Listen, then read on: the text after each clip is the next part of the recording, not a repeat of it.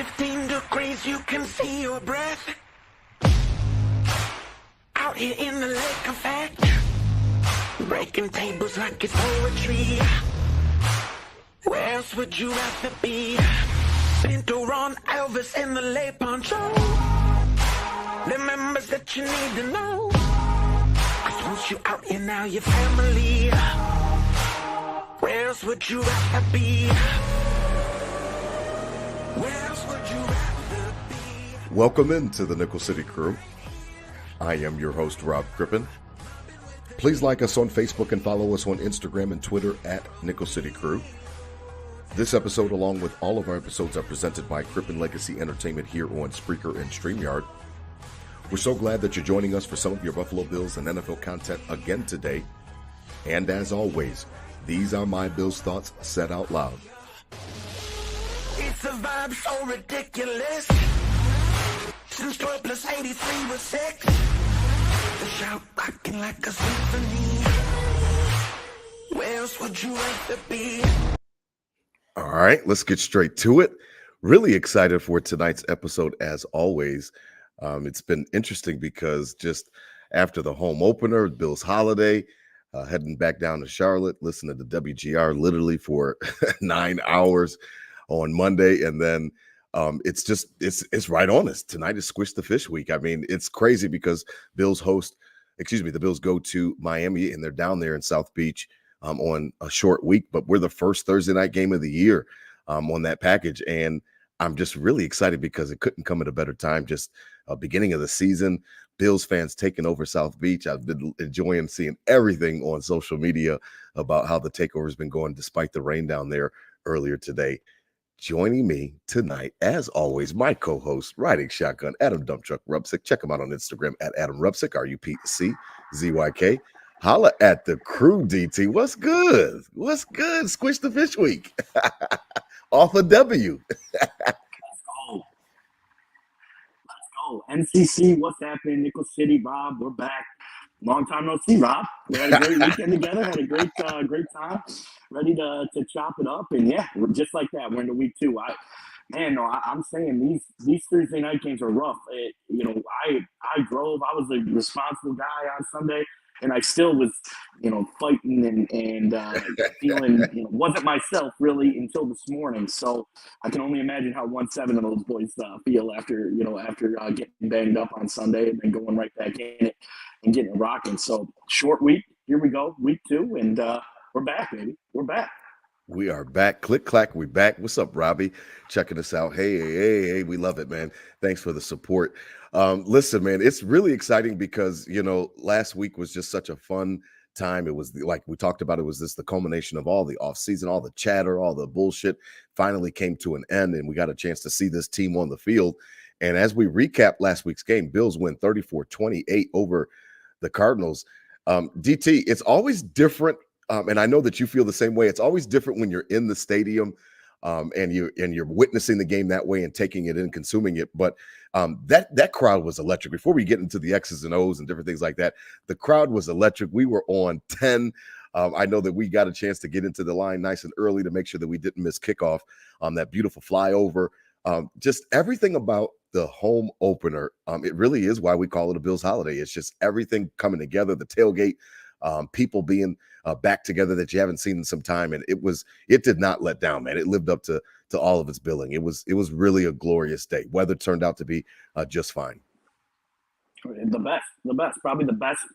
I've been telling people all week, best weather Bills game I think I've ever been to, Bob. I mean, come on. There's been cold, but the way that was just the sun kissed you at the perfect time, the breeze hit you at the perfect time.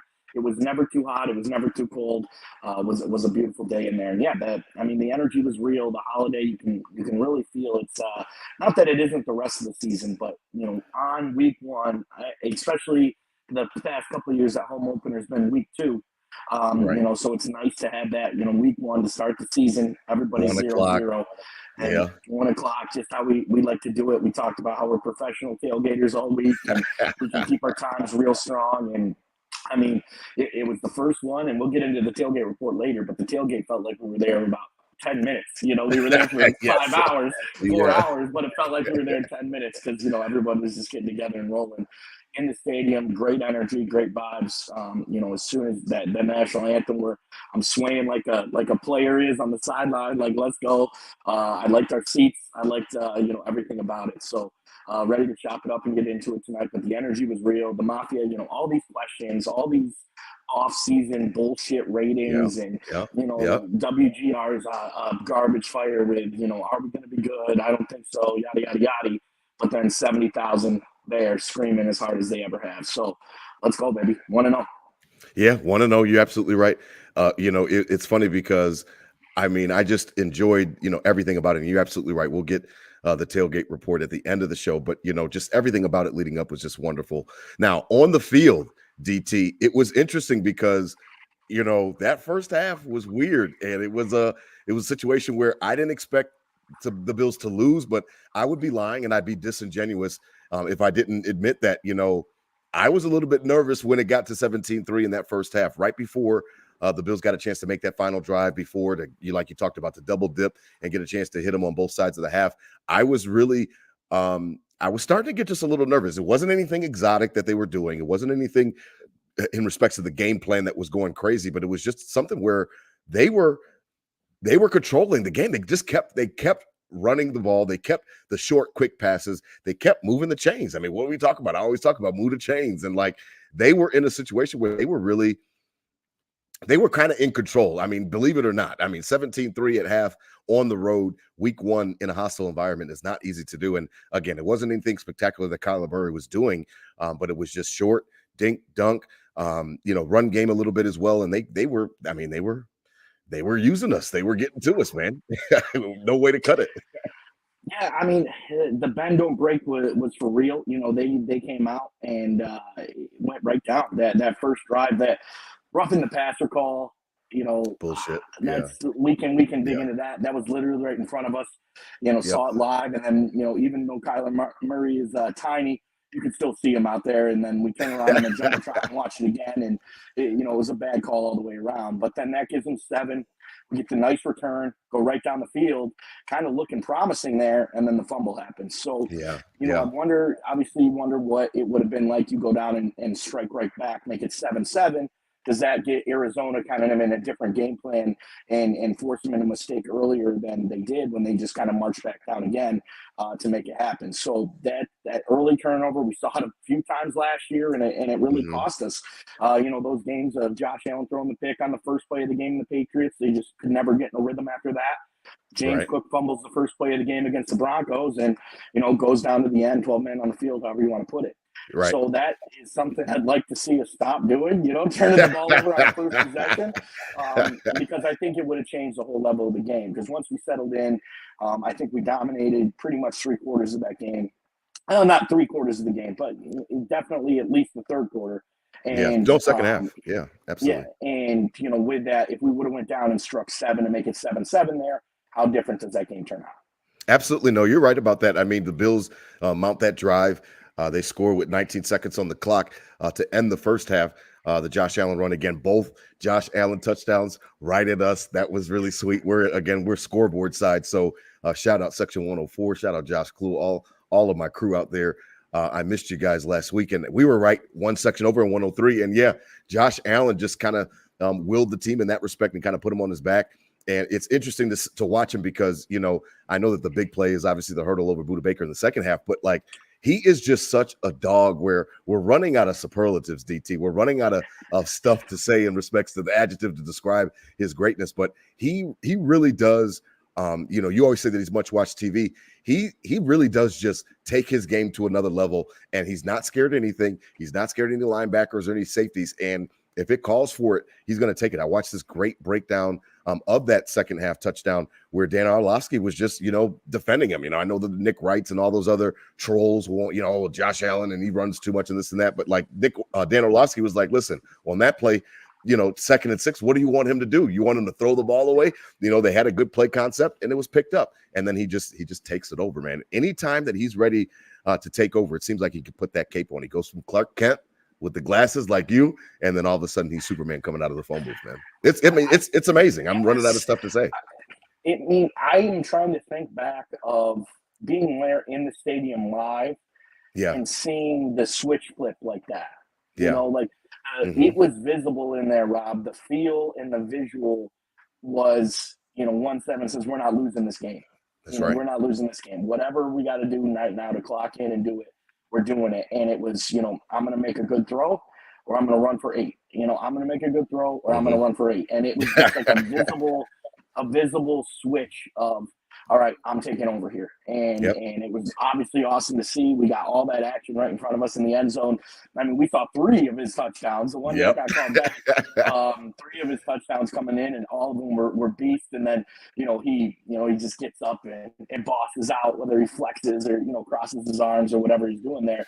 But the visible takeover was awesome to see. And I mean, we've seen it on TV 100 times, but to be in the stadium, I can't remember a time where I saw it live of him just straight up saying we ain't losing and follow through with it. Yeah, man, it was crazy. Like I said, the Bills close out the half, get that touchdown to bring them back to 17-10. And then immediately, because of the possession, they get the ball and they roll right down. And then, Josh finds Matt Collins on the opposite side of the end zone from us, scoreboard tunnel side. And, it's funny because we've had all these different debates and different things like that throughout the offseason about Josh Allen and about, how can he raise the level of play. Matt Collins was not a touchdown maker. He wasn't anything special. I know his best year came, I think it was with Vegas a few years back, but it was good to see him in the end zone just because of the fact that Josh Allen, it's I'm starting to believe in the elevator man approach. Can he, and tonight will be obviously a great test of that as well. Him being able to raise the level and tide, the tide raises all boats. I haven't seen Matt Collins in the end zone a lot in his NFL career, but I saw Josh Allen making a beautiful play on that seam skinny route. And I mean, it was just something else because of the fact that, you gain the momentum back, you get the crowd back into it. Now we're tied 17-17. And I think that we really had a control on it. We'll talk about the end of the game in McDermott. I got to get my digs in on him at the end of the game and some of his decisions. But I just thought that we kind of just took control of the game. Arizona really didn't have much left after that. Yeah, I mean they had their first punch, and then it was very stop, score, stop. What was I telling you in the stadium, Rob? Stop, Yes, score, stop. yes, I remember And that. that's that's what we got into. It worked out almost perfectly with the down 7.5, and then boom, right there was, I think they scored before 12 minutes in the third, to Yes. make it 17-17, and then got the turnover right back, and then it's 24-17. Quickly after that, Matt Collins, Gabe Davis, number 13. That's the route we've seen Gabe Davis score on, 15 times is that exact route. Yes. And I think I sent you the breakdown of that what's his name? Baldinger, Brian Baldinger. Yes. Baldy. Sent that with the, sees Buda Baker. I mean, Buda Baker's all over the highlight reel of Josh Allen this week. He's a great safety in the league, but not on Sunday. He was kind of dummy by 1-7 in the boys. He blitzes on the right side. Josh sees it and just throws the seam, throws that seed that we've seen him do a ton to 13, and it's Matt Collins instead of Gabe Davis. And then Matt Collins had another good catch as well. So good production out of Matt Collins, and somebody we thought was only going to be a special teamer obviously is going to be a receiver on this team for the year. So if he can keep producing somewhat like that, I guess it'll be good for us. But the way they just took the momentum and ran with it until the very end there, that was kind of we were the dominant team, the better team. That's why you're a 7-point favorite going into that game, is because once everything settled down, everyone's saying sloppy win, but I don't agree with the word sloppy win. I think it started off a little hot. As soon as we settled in, we took control after that settled in. So it's kudos all the way around. Kudos to kind of get your, obviously it was good that happened in the home stadium. Would have been a lot tougher to get back into that game and, in an away field. But that's a good point about tonight, that they can't be starting like that. They're going to have to go shot for shot or get the lead early, because it's going to be tough to get back into it, even though it's probably going to be majority Bills fans anyway tonight. But you know what I mean. You know what I mean. Absolutely. As we begin to wrap up on the recap, it was interesting because, I'm always critical of Sean McDermott, and I'm always watching him with a close eye. That's his fault for 13 seconds. So because of that, I'm always going to keep my eye on him. The one trend that I'm not liking, DT, to be completely honest, is how he ends games in respects to some of the timidness and some of the conservative approaches that he takes. 4th and 3, it's right there for you. It's right in front of us. They're coming right at us, and there's definitely two sides to the argument, but I just the other side of it, kicking that field goal just doesn't really sit well with me because of the fact that it's almost counterintuitive. Because if the reason that you kicked the field goal was because you wanted to trust your defense, you're actually, you're already in a situation where why would you not want to trust your defense if you don't get the fourth down conversion? You know what I mean? Like, I'm just not in a situation where I want to let these guys hang around. I remember last year, Tampa Bay hanging around. We let Denver hang around, and it bit us in the ass when we lose the game on, like you talked about, the 12 men on the field. I don't like letting these teams hang around when we have a chance to put the throat, the foot on their throat, so to speak. And I thought it was a situation where early season, week one, you get a chance to kind of set the tone for the year, what kind of year it's going to be. And they even pointed out on WGR, like the play that they ran on third down was almost like a setup play for the field goal. Almost, it was just a nothing play where it seemed like they were conceding the fact that, okay, let's just get this field goal and then we'll go up 6 and we'll let them, come down and try to see if our defense, and again, trust your defense. I just think that it's a backwards way of thinking, because if you really wanted to trust your defense, you're already down there. Go ahead and go for it. If you don't get it, then they've still got to drive almost damn near 75 yards to get the touchdown anyway. So that's when you can, quote unquote, trust your defense. I just thought it was just really weird. Well, a couple things with that, Rob. I think at least what they were saying after the game was that. Oh yeah, shout out. No, I already called him Clark Kent. No, you late. They were trying to at least get it into 4th and 2, and then they were going to go for it on 4th and 2, and then they didn't. It was like 4th and 3, and then they lost yards, and so it was 3rd and 3, then they lost yards, and it was more like 4th and 4. So they were trying to get it to a manageable 4th down, and then they were going to go for it. That's what McDermott tells us. But, yeah, true. But my problems with that are, one, if you're going to kick the field goal, if you don't get into 4th and 2 anyway, why don't you have a better play call there? Something that's a little more, getting around the edge, or Josh Allen rushing, or a quick slant route, something that guarantees it to the sticks. Then you're at least getting a first down. And if you don't get it, it's still 4th and 3. And if you're going to kick it anyway, you kick it. But the actual logistics of that, I mean, I probably would rather be up by 3 than up by 6. Of course, course. That's logical. Exactly, because they get the ball back. You don't get it on 4th down. You're up by 3. They're going down and playing for the trying to kick a field goal. They're not pushing time. They're not using timeout. They're just getting, okay, we can get in field goal range, get into overtime. They're not using 4th down. They're not going to use 4th down. Exactly. You get up by 6. They're doing everything they can to get up the field, and they did. I mean, it came down to the last play to the corner, and obviously it was a good breakup, and we got out of there with a W. But the premise, it was just all those questions that seemed like were wrong, right? The answers were wrong. Like, if you were just gonna kick it if you didn't get it, run a better play try to get it, or go for it. It just didn't seem like, why would you just going down there to kick the field goal? You could have done it, earlier than that, and left a little more time on the clock. So it definitely was questionable. I agree, and that's the stuff that you got to tighten up. Week 1, we'll give them that. You got to tighten that shit up. But we go back to the 13 seconds of a coaching decision that might have ruined our franchise forever. And it's little things like that that make a difference. It truly is a game of inches, Rob. So all of that was questionable, and the answers I thought were wrong. Exactly. Why kick it? Leave it at 3, or at least try to get that first down. I thought that was my biggest thing out of that. Have a better play call on 3rd. At least try to get that first down.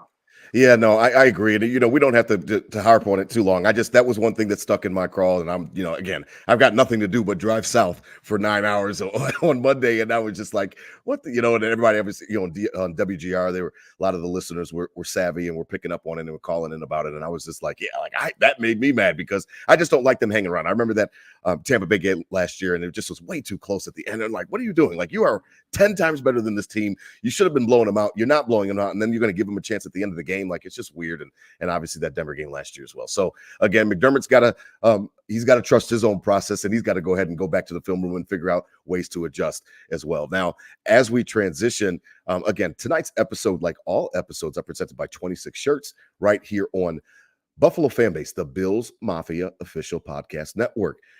Head on over to 26shirts.com. Shout out again. Salute to the Godfather, Del Reed. He's running a great site over there. I know they had a pop up last week, $20 shirts and different things like that. And I think that was successful as well. But again, portions of the proceeds at 26 Shirts go to a family that's in need. It's not going just to line somebody's pockets or anything like that. You're going to help somebody that's in need in Western New York or across the world. So again, head on over to 26shirts.com for all of your latest Buffalo Bills, Buffalo Sabres, Buffalo City themed t-shirts.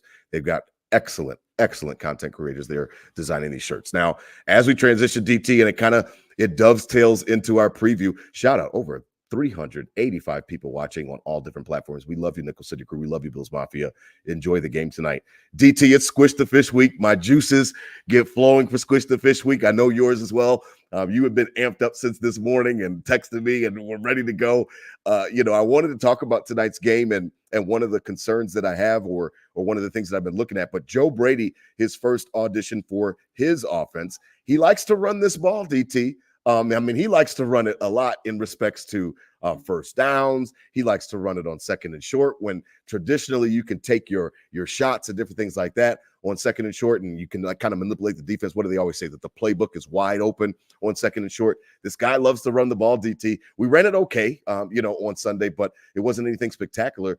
I think that this is going to be kind of the theme for the year. I don't know if it is. I'm definitely obviously not in favor of it, because I want to see Josh sling that rock all across the field. But it seems like this guy likes to run the ball, and it wasn't just, obviously only a one-game sample size of his offense, but dating back to his last half of the year last year, running Ken Dorsey's offense during that triage session, he likes to run it, man. He likes to pound that rock. I just wish it wasn't so predictable.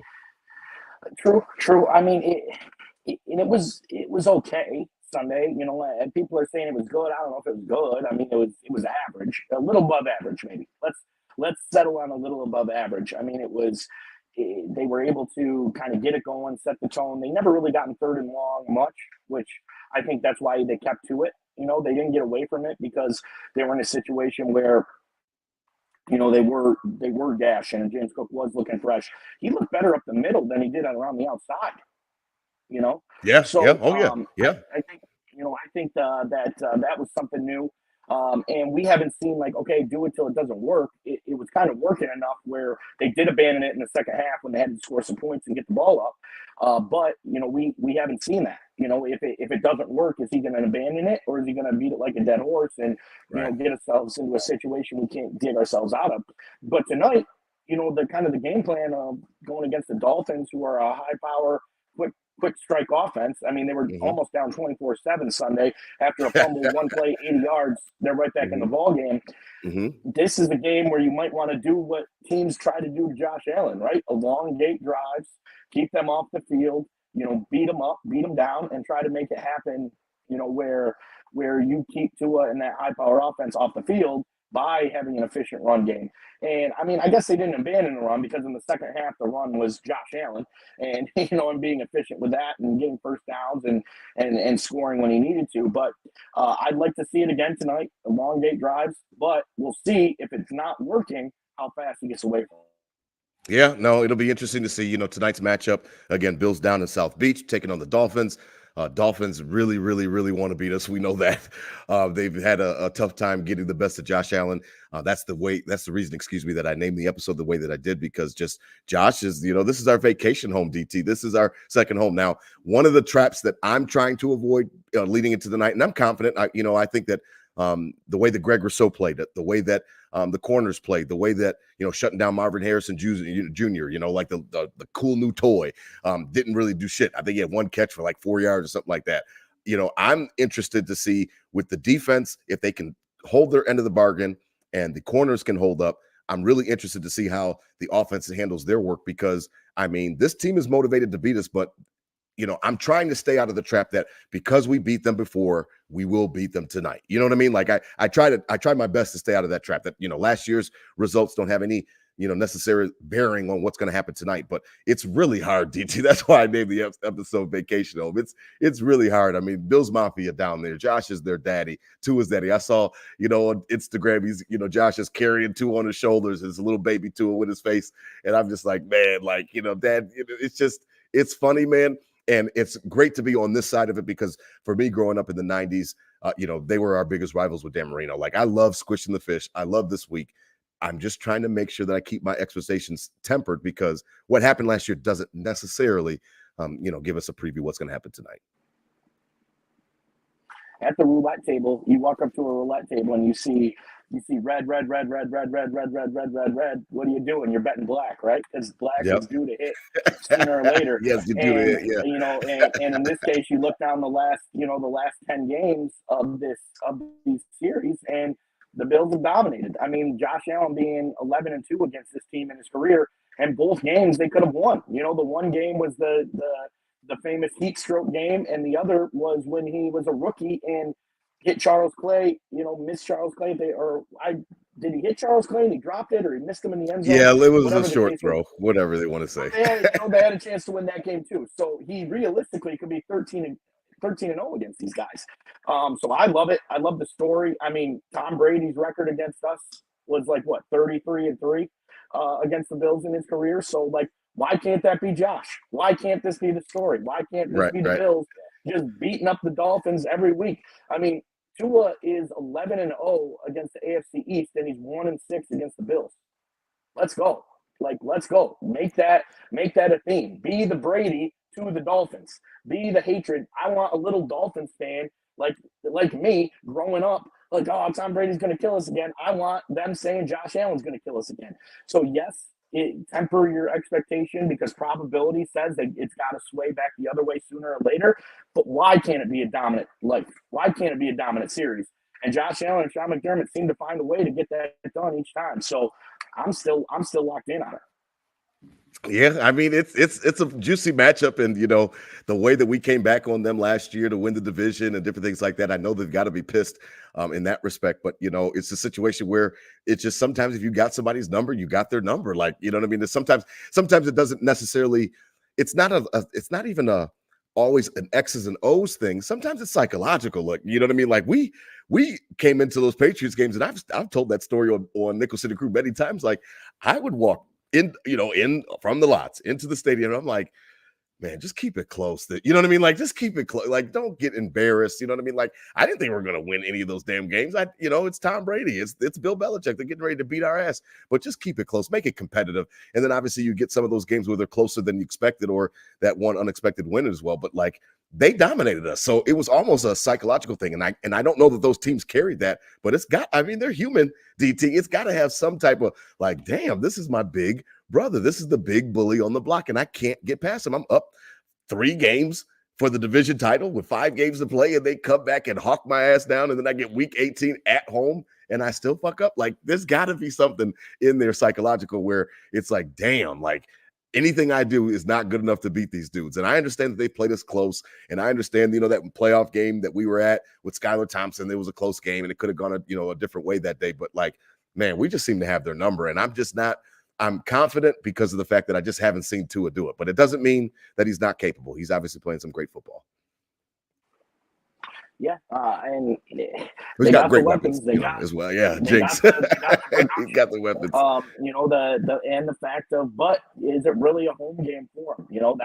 That's probably part of this whole equation of this record and being so dominant against these guys is the mafia coming down there in masses. I know our new social media director, Olivia, we'll get into that later, but was on the flying out on Tuesday for work. And just the airport just flooded with people. So, it's a common destination. And tonight, take a 4-day weekend down to South Beach, baby. Go down there for 4 days, enjoy South Beach, have a good time, and start the night off with the Bills tonight, Thursday night, 8:15. I think they're ready to go. That has a lot to do with it. Josh Allen has a number. This has got to be a confidence thing for 1-7 too. You guys can't press me. I don't care who you got. I don't care what game plan you got. We're going to go out there and have a chance and beat you up. So that's kind of probably what woke me up in this good mood today, Rob. Like, we're back fully in football season. It's good to get hyped up about shit again. But the fact that it's the Dolphins and we can really just put it to them. And we win this game, with the Bills are down this year. It means more to the Dolphins than it does to the Bills. A tough stretch coming after this game.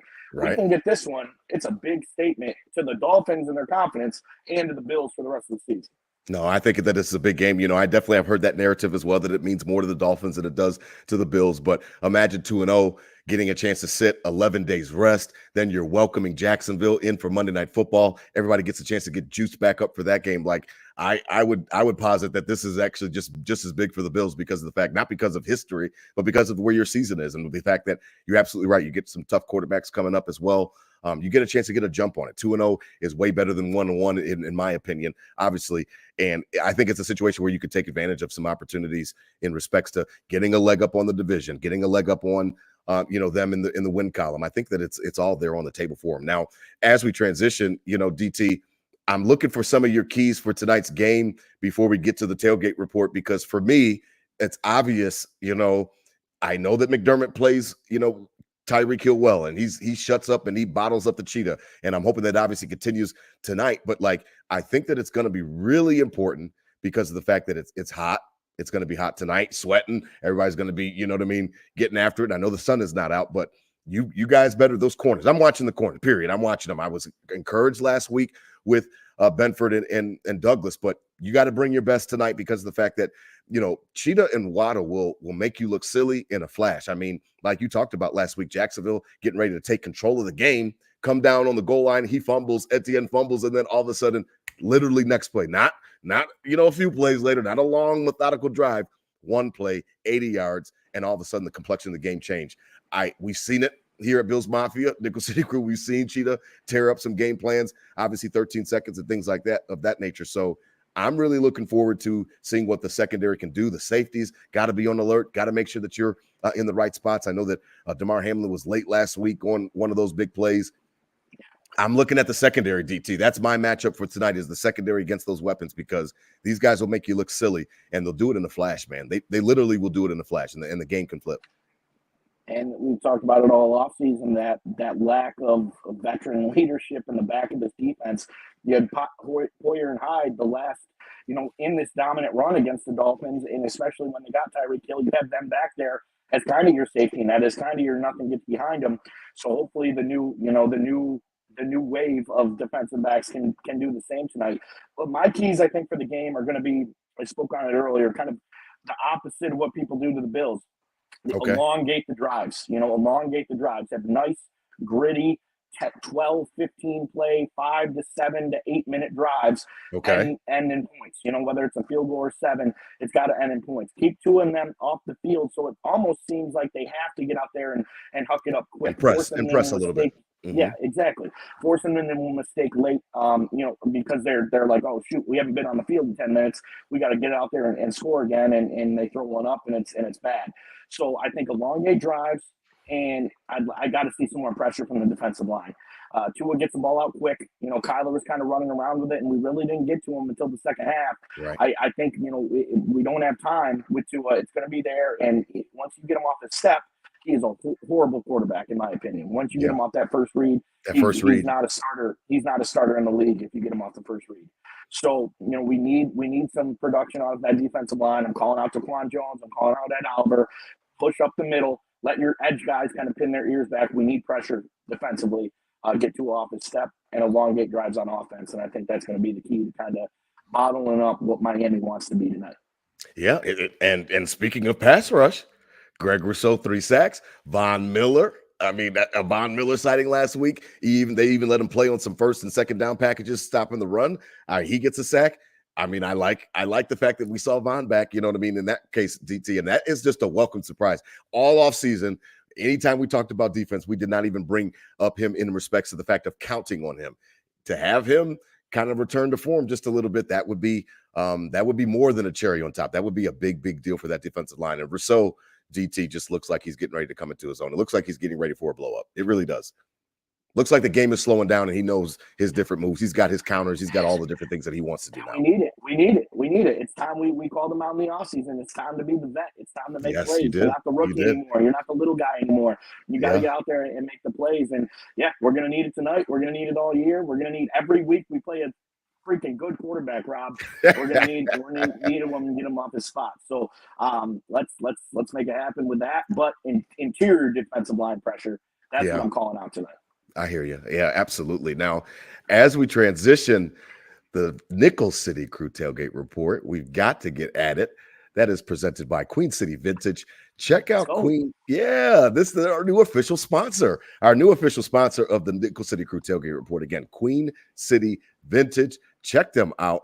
I've got to grab that handle, DT, because these guys, when I talk about they are doing good work, they are doing good work. I mean, all the different vintage t-shirts, sweatshirts. They've got everything that you could think of in respects to Buffalo Bills paraphernalia. Check them out, Queen City Vintage. And I've got it's Queen_City_Vintage_716. Check them out on Instagram. Nick and his crew, they're running a great shop. They've got one. Where is it located, DT? Is it on Elmwood? Yep, 746 Elmwood. Right on Elmwood, across the street from 40 Thieves, right down in the thick of it. Right down in the thick of Elmwood. Tonight, down at Richardson Hotel, they're having a huge event down there. It's going to be a big community thing. 3 40-foot projector screens. Kind of a projector style or a picnic style. You bring your own chair, bring your own beer, can go down there, and there's food trucks and vendors. And Queen City Vintage, one of the biggest vendors there, showing off their stuff. Coming off a few big weekends, they had their major Bills event, line around out the door. And, we're talking big money coming through Queen City Vintage. They're doing great. We got to get as many followers as them. If we can get up in the 50,000 category, we'll be doing well. So they're not the little man on campus. They're the big guys out there, and happy to have them part of the program and excited to kind of partner up and have some cool things coming up this season with it. But Queen City Vintage, big week 2 coming up in Elmwood, right across from 40 Thieves.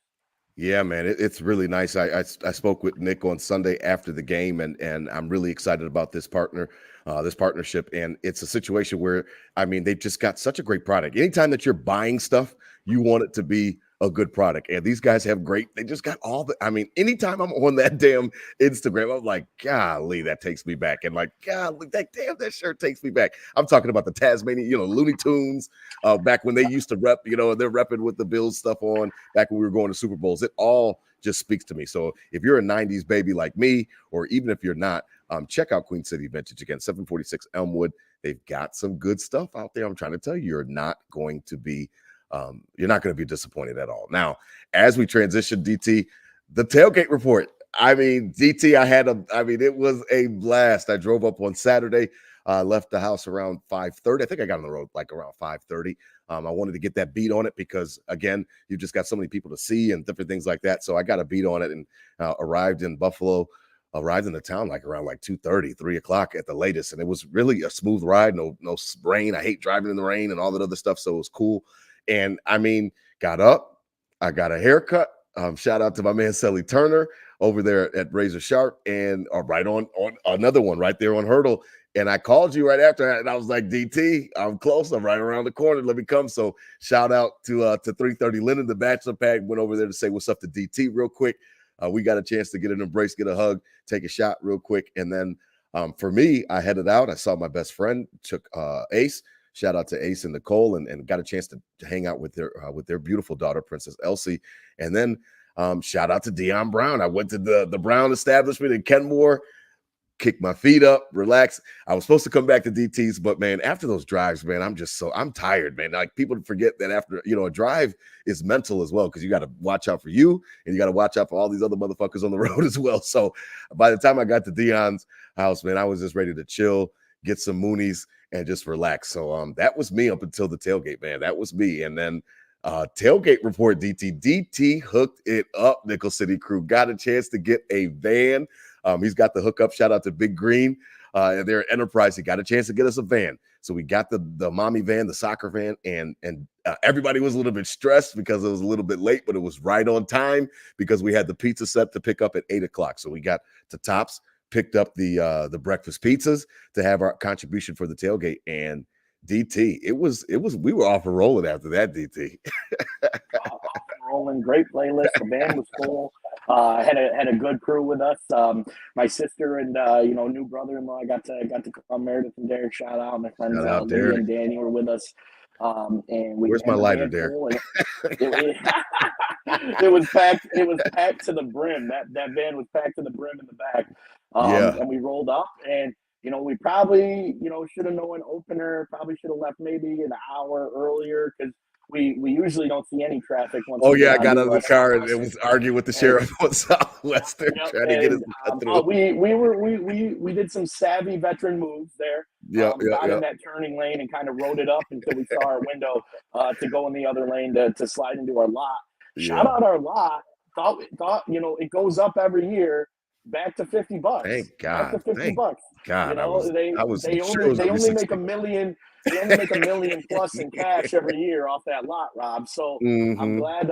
I'm glad So it popped kind. back down to a regular price, and we're official. We had the bill stamp. It's no Sharpie blob anymore. It's an actual bill stamp, and we rolled in. And the Mhm. corner of the lot was saved for us. We rolled that van, tucked it right in with amongst everybody, And the and coolest we got thing it was when started. we rolled up, shout out to Big Ben Fennell. Check him out, Fennell Ice on Instagram. He did our opening as we pulled in. Boy, man, I felt like a damn superstar. I know that we're not superstars, DT, but boy, if that was celebrity, what that feels like, I was like, oh shit, they are playing Richland. Shout out to Richland Music again, the sponsor for our intro, man. I was like, yo, they're playing our joint. That was I don't think I'll ever forget that, DT. That was really, really fun. And just enough room for that van to slide into that corner, and Squeeze we on slid in. in there, and it was like we were like a fire crew at a firehouse, and the alarm just went off, and we got out of bed, got our boots on, got our coat on, and we're in the truck. We got out of that van, and like it was almost like one motion in sync. Like the table came out, the grill was already on top of it, the pizzas were laid out, the cooler was there, and it was Professional tailgaters. just like we've been at the tailgate for 2 hours, and we're ready to Pros. go and locked in, and made our rounds, said hello to everybody, and got it started, baby. Yeah, man, it was really cool. I mean, shout out to all of our crew. Again, Big Ben and Anna K. Fennell, Noah, Rago. I mean, the Syracuse boys, Brandon, and Brandon and yeah, exactly. I mean, just everybody was out there. Shout out to Kenny Wills. I mean, hooking us up with the brisket. Brisket was cooked for 15 hours. Yo, When I tell you that that shit brisk, was so come juicy, on. I check out my Instagram. I don't know if you could still check it out, but if you didn't, golly, man, you missed out because I did post a lot of those brisket points again with Kenny Wills. So check out Wills Dairy Farms. I mean, it was just epic, man. The tailgate was perfect. You're absolutely right. Big Ben was playing the ones and twos perfectly as always. Beautiful playlist, and it was such a great day, man. It was really such a great day. You're absolutely right that it felt like we were there for 10 minutes because before you knew Yeah, it, you once were you like, saw Rob, let's go, get ready. Yeah, by the time I said what's up to everybody, I look at my watch and it's 10:30, 11 o'clock, and it's like, oh, Yeah, we got an hour. Better get it rolling. yeah, Brother-in-law Derek was like, I said, bring a sub tray, and he said, nah, we're doing it right. I'm bringing a grill, like we're grilling. yeah. Wings, yeah, So it wings was, hooked up. yep, and it was like Sausages. that charcoal in the air, the young guys were with us, the Yes, old, the young, everybody yep. in between, Mixing it in. had visitors. And then I love, like, our tailgate is such a poppin' place that everyone around it kind of almost works into it, right? They almost become one with it because they get out of their car with their little Bluetooth JBL speaker and get blown out of the water by Ben's concrete setup over here. And they're like, well, I You guess got we're to just listen to our listening to what shit. they're listening to. Yeah. Enjoying their tailgate. So I love it. we have a consistent game going at all times, consistent food going at all times. Good conversation all the way around. Had the beer missile out and in action.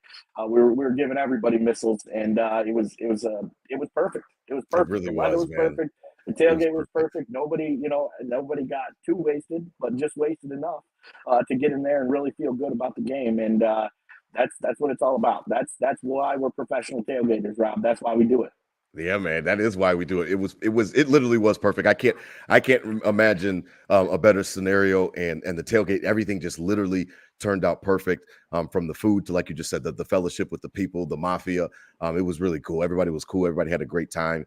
And it went too fast because again, that's my only tailgate of the year. So I wish it could have lasted for hours and hours or something like that because it really was a fun time. I really enjoyed it. And we get into the game, and we already talked about the game experience. The crowd was electric. DT's right about the weather. I wore shorts and a hoodie just in case, you know what I mean? I got a little chilly. I had my red Andre Reed on. Andre Reed was leading the charge. He told Bill's Mafia on Instagram that he was going to take pictures of anybody that wore his jersey and stuff like that. So I made a comment that I'm wearing your red jersey to spice things up. And he liked my comment. So I was like, going crazy all on Friday, like, yo, Andre Reed knows who I am or whatever. And I kept joking with people like, Andre Reed knows who I am, even though he doesn't. I was just lying, but it was awesome just to get into the stadium. And again, just to the smells, all the things you talk about, DT, the smells, the ambient noise of just people talking and having conversations all around the stadium. It was really a nice day. Not too cold, like you said, not too hot. And I really enjoyed it. Now, tonight, DT, what are your plans? Because we've got a special announcement as we wrap up the show. But we're doing smash burgers here at the Crippen household. And we're doing smash burgers. Got a Blackstone for my birthday. So I'm getting ready to do smash burgers. I can't wait. A little bit of seasoned salt on them and then smash them down and get the peppers and get the onions and the mushrooms and stuff like that. Whatever you want to put. We're going to do bacon. Bobby loves bacon. It's his birthday tomorrow, 13th birthday. My firstborn has turned into a teenager. I can't believe it. So he loves bacon. Oh, man. Yeah, so he loves bacon. So we're going to put some bacon on there, let everybody get your smash burgers. But that's it tonight, man. We are going to consume it right here at the crib. And I'm ready to fire up that Blackstone as soon as we're done. I can't wait. I can smell it from here. That sounds all great. Happy early birthday, Bobby. That teenage swag. Gotta love it. Teenager, gotta man, love it. You still got the Zubaz spotlight on I can't. I'm literally looking outside of my window right now. Already have the extension cord plugged in, and I can't wait to plug it in. Like literally, I'm like a damn kid on Bill's game day. Like I get everything ready and laying everything out and everything. Yep, I've got it. I can't wait to put it on the house. Best gift I've ever gotten in my life.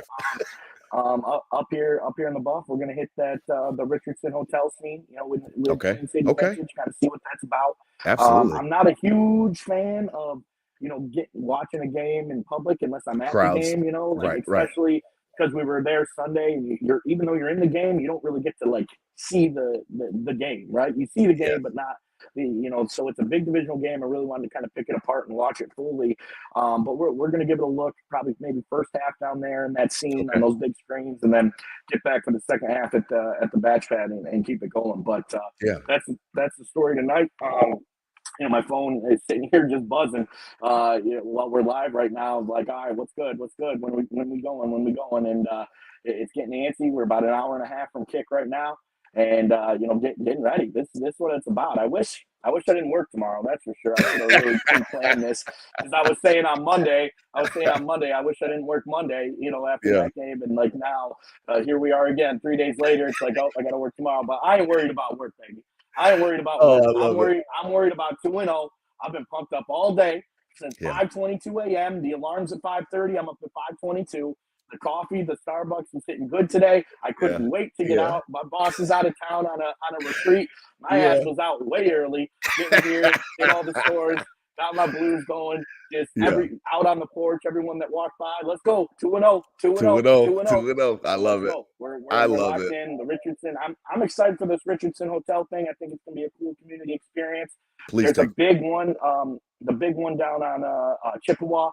They do the block party down there too, and I know a lot of people are going to be down on that. They already had it blocked off today. I was downtown earlier for a meeting, and it was all blocked off, looking lit down there. So the weather's great up here.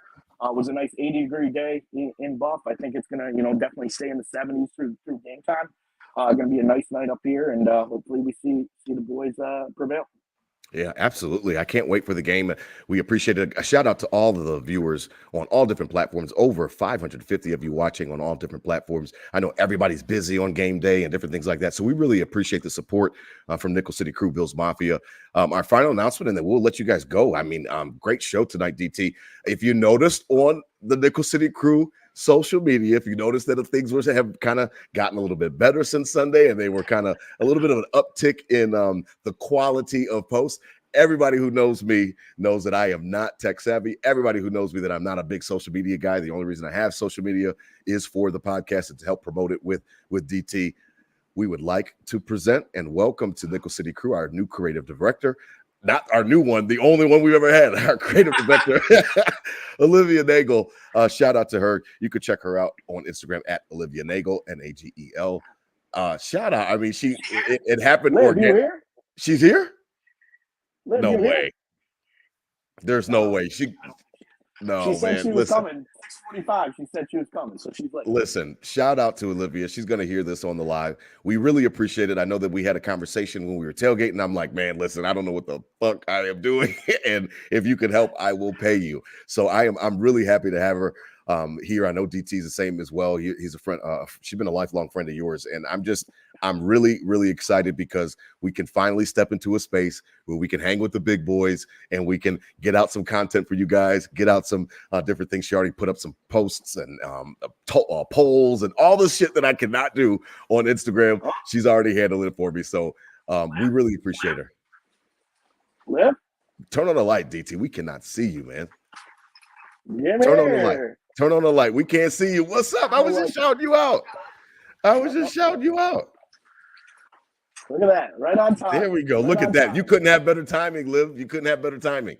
We were just shouting you out, man. So that is the new creative director, Olivia Nagel of Nickel City Crew. Again, not the new creative director, the only one we've ever had. And we're really excited to have her on the team for sure, DT. Say a few words, Liv. What's up? Holla at the crew. She's a woman of few words, but socially apt. Yeah. She's a woman of few words, but she definitely knows how to run that Instagram. So we're gonna let her do it, let her run with that. And we're really excited to have her here, man. Listen, DT, thank you for the episode tonight. Thank you for your time. I mean, I can't wait, DT. It's Squish the Fish week. It's that time of year. I can't stand them. So I always want to go ahead and just go ahead and squish them. So I'm really excited, man. You enjoy the game. Enjoy Richardson Hotel. Tell Nick I said what's up at Queen City Vintage. Shout out again to Del Reed at 26 Shirts. I'm good, DT. I mean, we good, man. As always, these were my Bills thoughts said out loud. Spread love out there, not hate. Hit them with a Go Bills, DT. I mean, hit them. What's up? Thursday night football. Squish the Fish. 2-0. Go Bills. Go Bills. I love it.